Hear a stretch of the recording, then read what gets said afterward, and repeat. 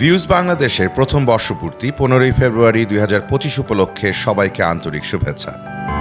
অর্থনীতি হচ্ছে ভিত্তি কাঠামো, মানে সেটার সবচেয়ে সুন্দর কবিতার লাইন হচ্ছে সুকান্তের, যে পেটে ক্ষুধা থাকলে পূর্ণিমার চাঁদকে ঝলসানো রুটির মতো মনে হয়। সুতরাং ক্ষুধার্ত লোকদের কাছে রাজনীতির চেয়েও গুরুত্বপূর্ণ হলো তাদের জীবন জীবিকার সমস্যা। জীবন জীবিকার সমস্যার ক্ষেত্রে দুই রকম সমস্যা হয়। একটা হয় যে তাদের কর্মসংস্থান নেই, আরেকটা হচ্ছে তাদের কর্মসংস্থান থাকলেও সেখানে তাদের মজুরিটা কম বা আয়টা কম।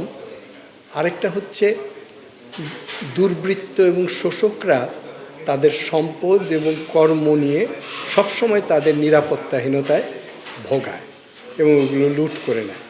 তার মানে একটা সমস্যা হচ্ছে লুটপাট, সন্ত্রাস, একটা সমস্যা হচ্ছে কর্মহীনতা, আরেকটা সমস্যা হচ্ছে কম আয়। এই তিনটা বিষয়কে সংবাদপত্রে এবং মনোযোগে আনতে হলে পরে এটা একটু বিশেষ কষ্ট করতে হয়। বস্তিতে যেতে হবে, মাঠে যেতে হবে, ঘুরতে হবে, এবং সেখানে গিয়ে পানির গ্লাসে পানি দেওয়ার সামর্থ্যও তার নাই। মধ্যবিত্ত বা উচ্চবিত্ত সম্পর্কে রিপোর্ট করলে রিপোর্টাররা সেখানে সমাদর পাবে, এমনকি একটা প্যাকেটও পেতে পারে। কিন্তু গরিব মানুষ তো তোমাকে প্যাকেটও দিবে না, কিছুই দিবে না। সুতরাং এই প্রান্তিকদের জন্য বিশেষ মমতা এবং কমিটমেন্ট, অঙ্গীকার না থাকলে প্রান্তিকরা উঠবে না। প্রান্তিকদের জন্য বাড়তি মনোযোগ দিতে হবে, বাড়তি চেষ্টা করতে হবে, বাড়তি কষ্ট করতে হবে।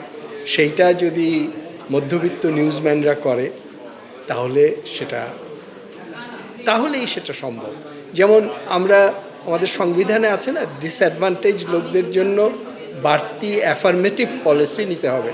এমনকি কোটা আন্দোলন, সেখানে বলা হয়েছে যে কোটা উঠায় দাও, কিন্তু পরে আবার তারাই বলেছে যে 10% কোটা রাখো, যাতে ওই তোমার ওই যে আদিবাসী বা প্রতিবন্ধীরা পায়।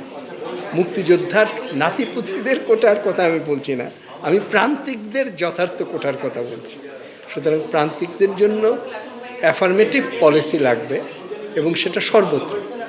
আমরা কি প্রান্তিকের ভয়েস, আমাদের তো সংবাদ মাধ্যমে যদি ইতিহাস সেটি একদম অল্প 70-80 বছর ধরে ফেলে সব কিছু এরকম হবে, আমরা কি ওই ভয়েসটা হতে পেরেছি? না, ওটা তো আমরা হতে পারবো না, কারণ আমাদের তো আবার পত্রিকাকে লাভজনক রাখতে হবে। লাভজনক না রাখলে তো পত্রিকা চালানো এবং পত্রিকার সাংবাদিকদের বেতনও আমরা দিতে পারবো না।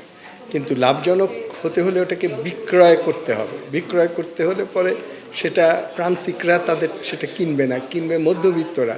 সুতরাং মধ্যবিত্ত এবং বড় লোকদের ডিম্যান্ডের প্যাটার্নে পত্রিকায় আসবে। কিন্তু পত্রিকার এইখানে হলো পত্রিকার ভিতরে অন্তর্দ্বন্দ্ব। আমি কি লাভের দিকে বেশি যাব?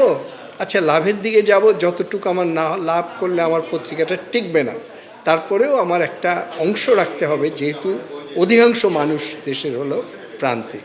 তো অধিকাংশ মানুষদের আমরা 51% স্পেস না দিই পত্রিকায়, কিন্তু 30% যাতে দিই।